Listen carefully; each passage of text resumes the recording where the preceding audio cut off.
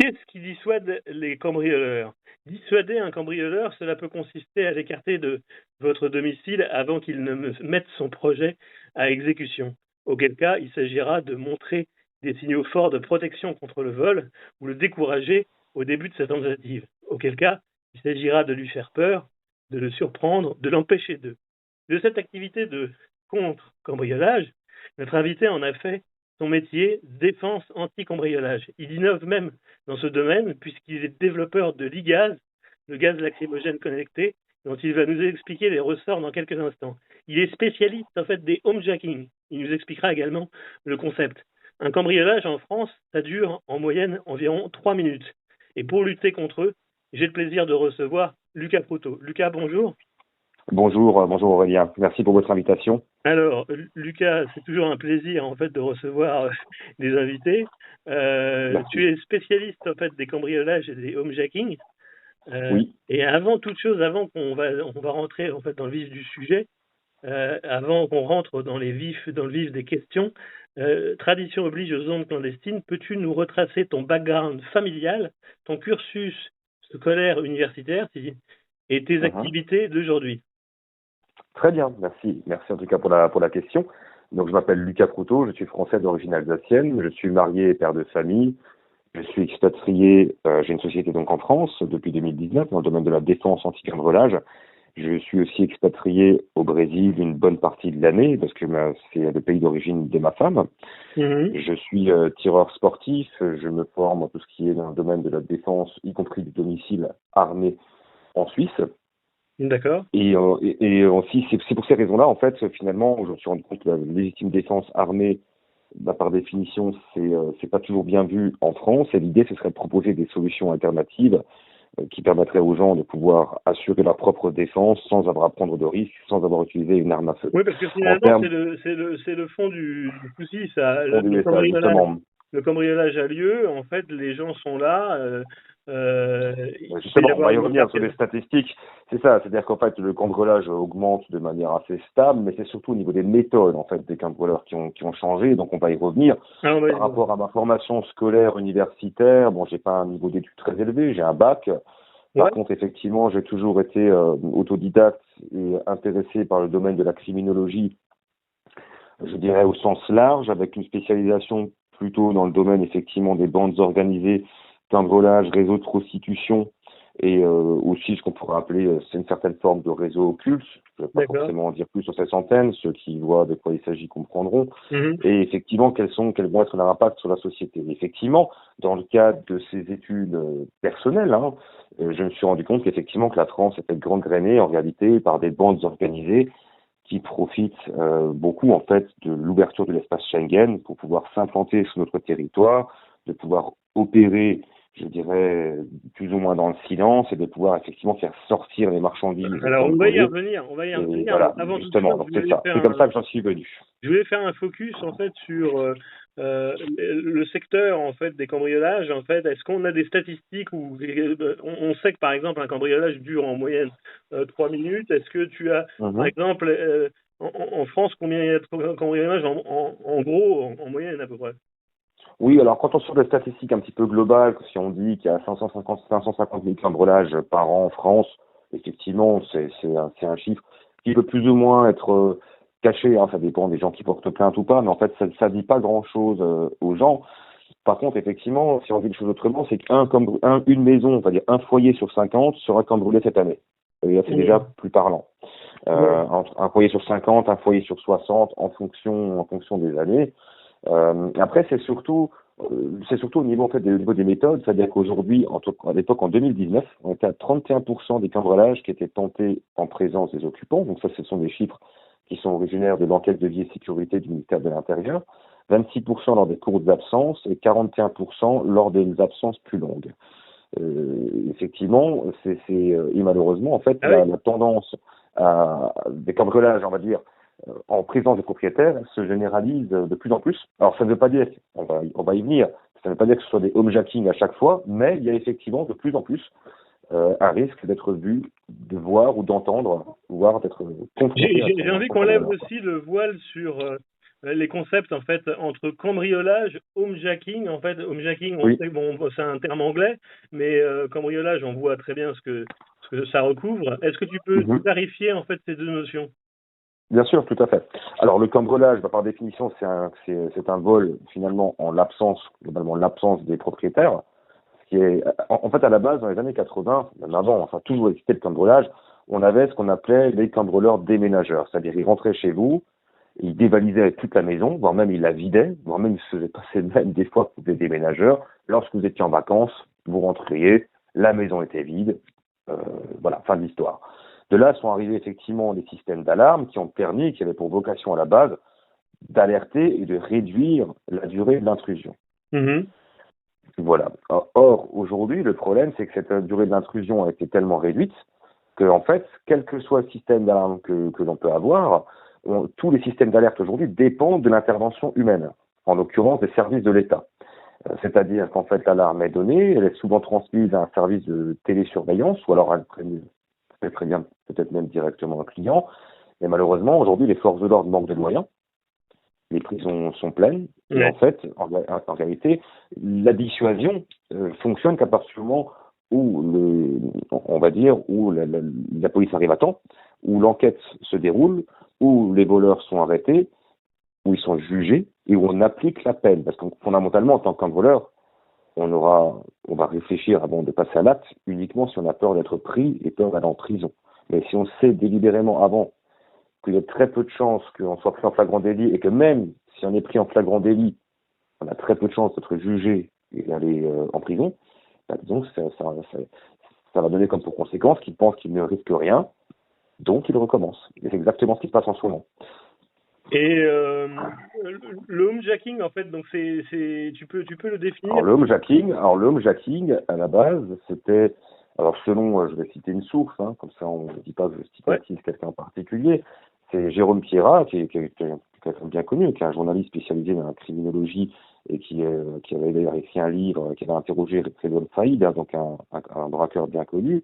Et en fait, à la base, le homejacking, c'était le fait surtout des manouches, en fait, en réalité. Donc, c'était D'accord. des gens qui, effectivement, allaient cibler le chef d'entreprise chez lui, ils se renseignaient, ils prenaient des routines, ils estimaient vraiment, on va dire, ce qu'ils pouvaient retirer, quoi. Mhm. Aujourd'hui, on assiste à un autre phénomène qui se cumule à ça, c'est le recyclage du banditisme des cités dans, Mhm. effectivement, l'agression à domicile. En fait, la raison, elle est toute bête, Que je comprenne c'est que bien, Lucas, le homejacking, en fait, si je reprends en fait tes paroles, l'attaquant, oui, c'est un acte en fait de comment dire, c'est quelqu'un, d'agression à domicile, c'est ça, d'extorsion, extorsion d'extorsion, à domicile oui, en fait de quelqu'un par de une bande l'extorsion. organisée finalement.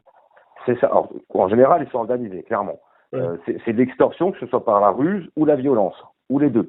Mhm. La ruse, c'est-à-dire on se fait passer pour un faux livreur, on se fait passer pour un faux agent EDF, et puis une fois qu'ils sont dedans, bon bah écoutez, ça tape. Après des fois, effectivement, il y a ce que j'appelle l'entrée fracassante. Ils rentrent, ils sonnent, et puis ils rentrent comme s'ils étaient chez eux. Ils sont parfois armés, parfois pas, mais souvent ils agissent en nombre. Mais là où je veux en venir, c'est que ce phénomène malheureusement augmente parce que tout simplement, comme je vous disais, le trafic de stupes est saturé Mhm.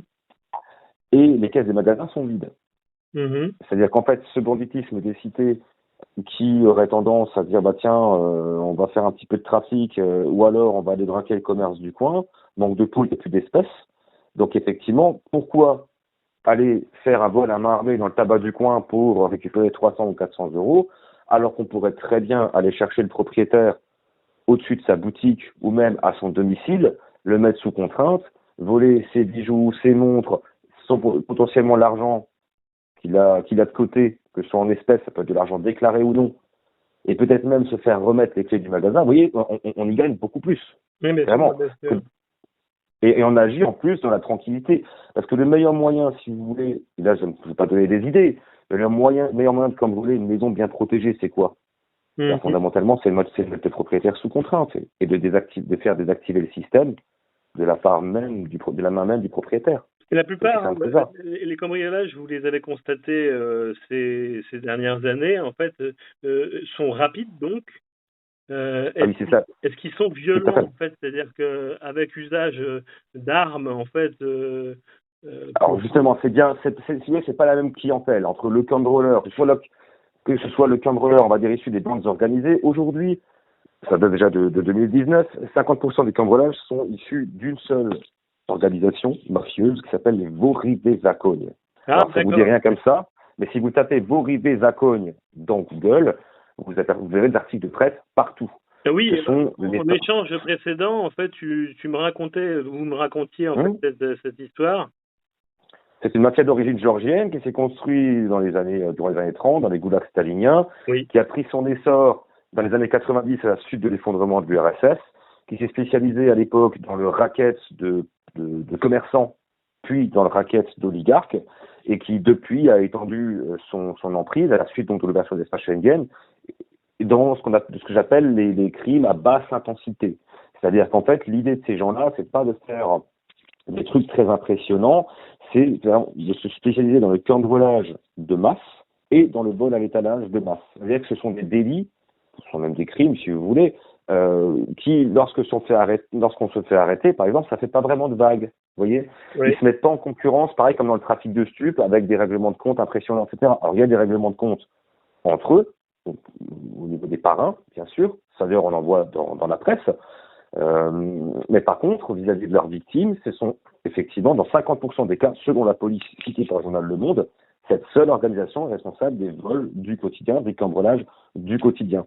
Et donc ces gens vont chercher avant tout les bijoux, vont chercher les vélos électriques, éventuellement du matériel informatique, mais ils vont chercher vraiment ce qui va être intéressant au niveau du recel. Vous voyez, c'est On ça. a vu que cette criminalité est dense en France, en fait. Vous Oui. qui partagez en fait votre temps entre la France et le Brésil, par exemple, est-ce que Mhm. vous constatez qu'au Brésil, c'est moins dense en fait finalement le cambriolage ou plus quel est votre ressenti là-dessus? Alors dans le cambriolage, vous avez un phénomène qui semble-t-il arrive en France. Alors c'est pas mon expertise, mais c'est le flash rob. Oui, Donc le vol, on va dire le vol finalement à l'étalage express. Ça, c'est effectivement, ça vient du Brésil, ça vient des États-Unis. Au Brésil, j'ai eu encore d'ailleurs un confrère dans le domaine de la sécurité à Sao Paulo. Il y a eu 80 flash robs dans Sao Paulo auprès d'une même enseigne alimentaire en fait, comme un Cora, un Carrefour, un Leclerc. flash rob, qui veut dire 80, littéralement en fait 80 en vol l'espace de 6 rapide. mois. C'est-à-dire que c'est du pillage. C'est-à-dire qu'ils rentrent à 40 et ils se servent, ils ressortent. Et vous ne pouvez strictement rien faire. Ah oui. Clairement. Voilà. Donc, en fait, le cambriolage au Brésil concerne avant tout les entreprises, contrairement à chez nous. La raison, elle est toute simple. Au Brésil, vous avez des murs qui font 3 mètres de haut, et au-dessus de ces murs, vous avez des clôtures haute tension, ou alors des barbelés.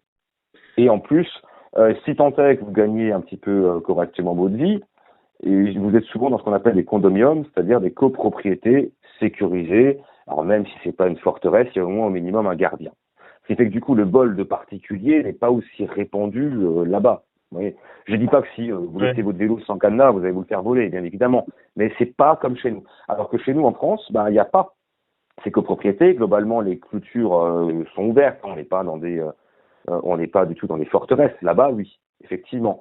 Donc en fait, ils peuvent faire globalement ce qu'ils veulent.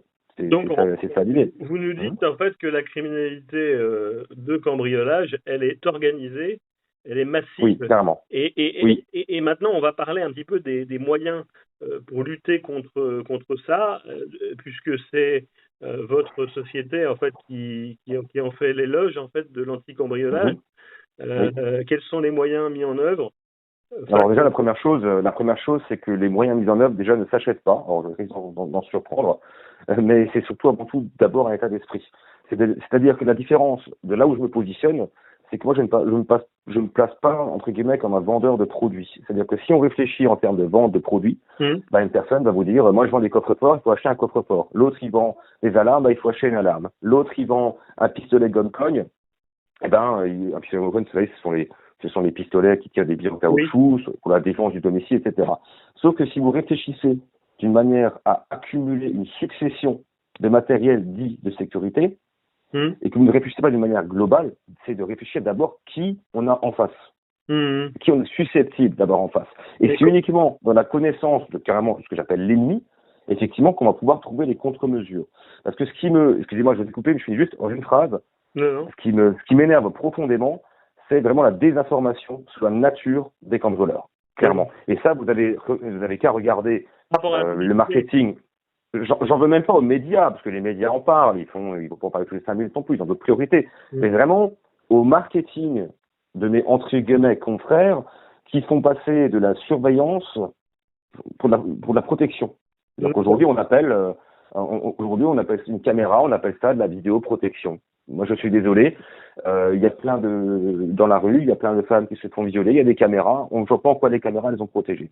Donc moi, ce qui m'intéresse, c'est d'abord d'éclairer les gens par rapport à qui on a en face, les gorilles les accognent, le recyclage du banditisme des cités, bien évidemment encore le cambriolage, on va dire un petit peu local, on va dire que ça peut être le drogué, la personne qui cherche à se refaire, et à partir de là, mettre en place des solutions de défense. Il y a un truc aujourd'hui, c'est que s'ils veulent rentrer, ils rentreront. Donc notre métier à nous, c'est de les faire sortir. Donc l'idée, elle est toute simple, c'est que vous pouvez choisir un système d'alarme quel qu'il soit, parce qu'aujourd'hui, que vous mettiez 500 € dans un système d'alarme ou que vous mettiez 3000 €, ça ne fera pas venir la police plus vite. Par contre, effectivement, avec un système d'alarme un peu plus haut de gamme, vous pouvez mettre en place un système de détection extérieure qui peut vous faire déjà gagner un temps considérable. Des sirènes extérieures, des détecteurs rideaux, et dès qu'ils mettent un pied sur la propriété, il y a déjà moyen de détecter. Je parlais en préambule de l'e-gaz, le gaz lacrymogène connecté. Justement, et c'est là que j'y viens, c'est-à-dire que l'enjeu aujourd'hui, c'est la détection avant, donc en extérieur. Bien sûr, si vous êtes en appartement, dans ce cas-là, on va parler maintenant de la solution pendant, à l'intérieur, mais partir du principe que, de toute façon, aucune société de sécurité pourra vous promettre de les empêcher de rentrer. Par contre, ma promesse à moi, c'est de pouvoir les forcer à sortir, c'est ce que je vous disais, et ça, on utilise une solution qui est toute bête, mais qui est redoutablement efficace, c'est d'utiliser, vous connaissez certainement les bombes au poivre, vous savez, ce sont des gazeuses qui sont utilisées par les femmes et les commerçants pour pouvoir se défendre dans la rue, et en fait, on intègre ce type de gazeuse dans un dispositif qu'on peut raccorder à tous les systèmes d'alarme du marché, en tout cas 95% des marques du marché, ou alors qu'on peut faire fonctionner en autonomie. Le scénario, c'est le suivant. Si vous avez un voleur qui s'introduit chez vous, globalement, vous recevez des images, vous êtes informé, ou la société de télésurveillance est informée. Au lieu de rester là, à les regarder opérer avec votre caméra que vous avez achetée, etc., et bien en fait, tout ça, là, vous ouvrez simplement une application. Vous appuyez sur un bouton, vous donnez l'ordre, et ça va activer le gaz à distance. Immédiatement, le dispositif va faire pression sur le spray, ça va libérer le gaz, le voleur tousse, il pleure, il est obligé de sortir. Et pour ceux qui sont absents, ils vont se dire, et en fait, là, vous êtes neutralisé, clairement. Alors, je vais venir comment ça fonctionne, où c'est que ça se met, mais pour les gens qui ne sont pas forcément joignables, ça existe aussi, on a aussi la possibilité de pouvoir le déclencher automatiquement, donc détection, temporisation, compte à rebours de sécurité de 10 secondes, 15 secondes, voire 20 secondes. Par contre, passer ce délai, si le voleur est toujours là, même principe, le dispositif fait pression sur le spray, ça libère le gaz, le voleur, ça irrite les yeux, ça le fait tousser, c'est atroce. Par contre, ce qui est pas mal, c'est qu'on travaille avec du gaz CS, poivre et CS. Le CS, par contre, il est propre, c'est-à-dire que globalement, ça fait effet durant 30-45 minutes, donc ça laisse largement le temps à la police de pouvoir intervenir. Par contre, derrière, vous aérez, au bout d'une heure ou deux, vous n'avez plus de traces, plus d'odeur. Une cartouche, ça vaut entre 6 et 8 €. Vous rechargez votre cartouche. Ça peut être vous-même ou un de vos voisins si vous êtes en vacances. Et vous êtes là concrètement protégé et défendu. Voilà. Et il y a un élément, en fait, dont on n'a pas encore évoqué, celui des forfaits, en fait, de la nature des richesses qui sont extorquées, qui sont pris, en fait, dans les cambriolages. Oui. Alors, est-ce qu'on a une idée, en fait, de ça? Alors, globalement, je vais enfoncer des portes ouvertes. Globalement, aujourd'hui, c'est les bijoux. Clairement, pour le particulier, de moins en moins, voire quasiment plus du tout, les écrans plats ou les télévisions. Il y a une telle décote entre le produit quand il est acheté neuf et revendu d'occasion, et même au niveau du recel. Le cambrioleur réfléchit de manière très simple. C'est l'accès aux valeurs, la vitesse d'exécution et la rapidité pour la fuite.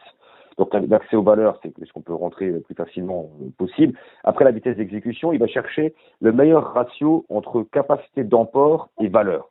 Je vous donne un exemple. On voit rarement des magasins de carrelage se faire cambrioler, parce qu'un carrelage, ça vaut 20 € et ça pèse 40 kg le mètre carré, que je grossis. Par contre, l'intérêt, par exemple, des bijoux, l'intérêt, par exemple, lorsqu'on tape des magasins de vélos électriques, par exemple, Un vélo électrique, vous en avez un à la main gauche, un dans la main gauche, un dans la main droite. Fondamentalement, vous avez 10 000 euros, quoi. Vous voyez? Donc ça va être vraiment des produits qui sont recherchés et faciles à revendre, qui n'ont pas une décote trop importante et qu'on peut vraiment emporter facilement, quoi.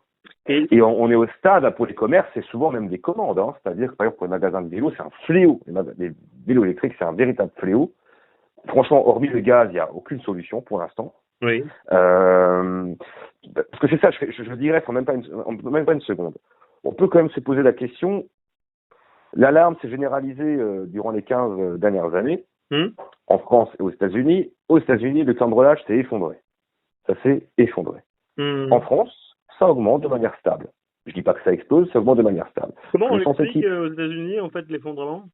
Eh ben, je vais vous le dire, c'est très simple. Vous allez même sur mon blog, sur le site califorce.fr, ou Défense Cambriolage, vous allez sur l'onglet blog et vous tapez Confession d'un cambrioleur.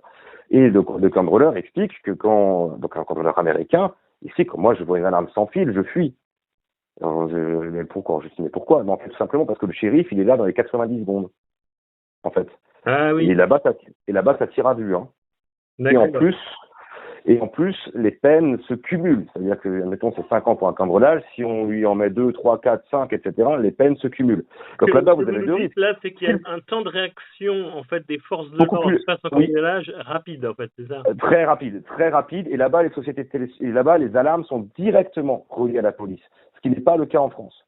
Ben, je crois qu'il y a le Crédit Agricole, en fait, à ce système-là, en fait, de détection, la télésurveillance est relié, ils appellent directement les forces de l'ordre.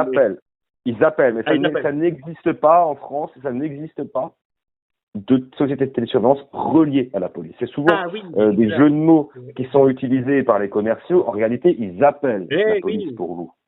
Donc en fait, quand une alarme sonne, ils vont d'abord vous appeler vous, ils vont faire une levée de doute visuelle, ils vont vous appeler vous, votre conjoint ou votre voisin ou la personne qui a le numéro. Si vous répondez pas, là, ils appellent la police. Avant, c'était encore pire. Avant, ils envoyaient un agent de sécurité qui allait constater, et l'agent de sécurité n'a jamais été 40 minutes à arriver. En même temps, on va lui demander de rouler à 200 sur l'autoroute et d'aller risquer sa vie pour le SMIC. Et donc, il allait constater, et après, on se disait, effectivement, oui, il y a bien eu une effraction, on va appeler la police, quoi. Donc, c'est pour ça que les voleurs se régalent. Excusez-moi, je vous parle à cœur ouvert. Ils se régalent. C'est du bonheur. On est face à une masse de victimes, contrairement aux États-Unis, qui est totalement désarmée. Après, je ne rentre pas dans le débat, savoir si c'est pour ou contre. Ça n'est pas la question. La vérité, c'est qu'ils savent qu'on est totalement désarmés, que la seule chose qu'on a pour défendre notre domicile, ce sont des sirènes 105 décibels qui font du bruit, qui appellent les secours. C'est tout. Et c'est ça qui me fait rire. C'est-à-dire que dans le pays des châteaux forts, enfin, qui est rire jaune, hein, dans le pays des châteaux forts, on en a réduit aujourd'hui à mettre notre confiance en écoutant des sirènes et à se considérer protégé, moi je suis protégé. Non, vous avez un système d'alerte. Vraiment, en une seule image. C'est pas parce que vous avez un détecteur de fumée n'éteint pas le feu. Alors, parce que vous avez une sirène incendie qui va éteindre le feu qui se déclenche dans une cuisine, qui va se déclencher à votre cuisine. Vous avez votre sirène incendie et puis vous avez votre extracteur. On a parlé tout à l'heure des passages on a parlé tout à l'heure, en fait, de la publicité pour les annonceurs, en fait, de défense anti-cambriolage, et vous nous avez donné votre avis là-dessus. Vos passages médias, en fait, comment vous estimez, vous pouvez nous dire, en fait, ce que recherchent les médias lorsqu'ils vous contactent? Alors, je suis pas dans les reins et les cœurs. Bon, on a eu un tournage avec M6 sur la diffusion du gaz au poivre, c'était un petit peu compliqué dès le début parce que le reportage à la base sur les vols à l'étalage et la fraude sociale, ils étaient vraiment très très séduits. C'est eux qui sont venus vers moi, ils étaient très très séduits par la technologie que je propose, donc les diffuseurs de gaz lacrymo connectés et les alarmes lacrymogènes 100% autonomes. Ils ont décidé d'en faire un reportage et malheureusement, finalement, ça va être décalé. Donc c'était prévu pour dimanche, ça va être décalé parce qu'il y a pas suffisamment de temps en fait dans le reportage global. Donc ce sera partie remise. Le tournage est fait, ce sera partie remise. Après pour la partie, par exemple TPMP, qui m'ont d'ailleurs rappelé pas plus tard que cet après-midi pour intervenir la semaine prochaine dans le domaine du squat de logement. Là, c'était simplement un intervenant sur les home-jacking, quoi. Alors c'est ça qui est entre guillemets drôle, c'est que on est 33 000 vendeurs d'alarmes en France. Donc moi je me positionne plutôt dans le domaine de la défense et effectivement on est 33 000 personnes qui répétons plus ou moins le même discours, c'est dit, ben, on alerte, la police viendra, etc., etc. Et c'est là où je fais quelque part une dissonance. Je dis, non, mais la police viendra, mais trop tard. Et c'est ce que j'ai mis dans mon blog, ils sont tombés sur des articles de blog que j'ai écrits dans le domaine du hijacking, c'est pour ça qu'ils m'ont contacté. Parce que moi, j'essaie vraiment d'informer et d'éduquer les gens à assurer vraiment leur propre protection. Et ce sont des réflexes qui, je le rappelle, sont utilisés et appris partout dans le monde. Que vous soyez expatrié en Afrique du Sud, que vous soyez expatrié en Afrique, en Amérique latine, dans certaines villes aux États-Unis, tout le monde se forme à ça. La manière, on va dire, d'envisager les choses d'un point de vue du cambrioleur, on rentre pas à n'importe quelle heure, la voiture, surtout de la discrétion, ce qu'on appelle être un greyman, entre guillemets, Mhm. en anglais. Toutes ces réflexes qu'on pourrait avoir lorsqu'on est expatrié dans un pays, on va dire, un petit peu dangereux, ou même un autochtone, partout dans le monde, on vit comme ça. Par contre, en France, on a eu une espèce de pacte avec l'État-providence, c'est je paye des impôts, l'État me protège. Mhm. Malheureusement, aujourd'hui, on paye les impôts plus qu'on n'a jamais payé. Mais par contre, on commence à se rendre compte progressivement, victime après victime, quartier après quartier, que finalement, l'État n'est plus en moyen de nous protéger. Et ça s'est incarné parfaitement avec les émeutes. Hein. Donc ça, Parce que c'est ce que... on s'est bien rendu compte donc de la problématique, de la situation. On a brassé pas mal d'éléments sur les cambriolages. Je vais Oui, arriver à la question concernant l'actualité. Est-ce qu'il y a une oui. actualité qui vous a marqué ces derniers jours, Lucas? Ah, c'est un chiffre qui m'a marqué. C'est un chiffre, et c'est dommage que j'ai pas eu la présence d'esprit de la mettre dans les favoris. Je pensais l'avoir fait, mais je ne Oui. l'ai pas fait. Statistique de la MMA, en 2022, 52% des cambriolages ont été tentés en présence des propriétaires. Ah ouais. C'est quand même Voilà. très Ça ne veut pas dire que préoccupant. c'est du homejacking à chaque fois. D'accord? C'est pas ce que je dis. Mais Non, c'est c'est quand même symptomatique. très Et préoccupant quand même. plus on aura d'alarmes, plus pour désactiver, ben, on viendra, par exemple, pendant les courtes absences, en moins de 5 minutes, etc. Je vais être très clair, hein, donc c'est un chiffre. C'est pas un fait d'actualité, c'est un chiffre. Et je pense qu'on allait dire sur le mot de la fin, Hmm. défendez-vous. Défendez-vous et faites-le d'une manière qui soit légale, proportionnée. Je suggère le diffuseur de gaz lacrymogène, pas parce que c'est même pas du business, ça n'a rien à voir. Ça fait 10 ans que je rêve de faire ce produit. Je me suis battu pour le faire exister parce que je pense que c'est vraiment le bon intermédiaire entre une simple sirène et le fusil de chasse. Une simple sirène, ça suffit plus. Et le fusil de chasse de une, ça a que 2 coups. Parfois, ils sont 3. Mais surtout, ça fait des drames au niveau familial, etc. Et en plus, on ne peut pas s'en servir lorsqu'on est à distance, quoi. Donc vraiment, j'incite les honnêtes gens à assurer leur propre défense. Voilà, de Ben, la je vous manière dont ils remercie. jugeront en leur âme et conscience. Et voici ce que je propose. Je vous Merci en remercie tout en cas tout pour cas votre pour la invitation. question sur l'actu. Le mot de la fin, même si vous avez un peu empiété sur le mot de la fin, est-ce que vous avez un mot à dire? Encore quelques instants? Écoutez, j'ai un mot à dire. J'ai envie de dire quelque part bonne chance à nos auditeurs, surtout pour ceux qui vivent dans certains quartiers ou certaines régions difficiles.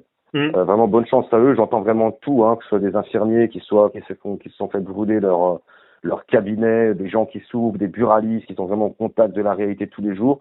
Donc vraiment bonne chance à vous. Moi c'est vraiment pour ces gens-là que je me lève tous les jours.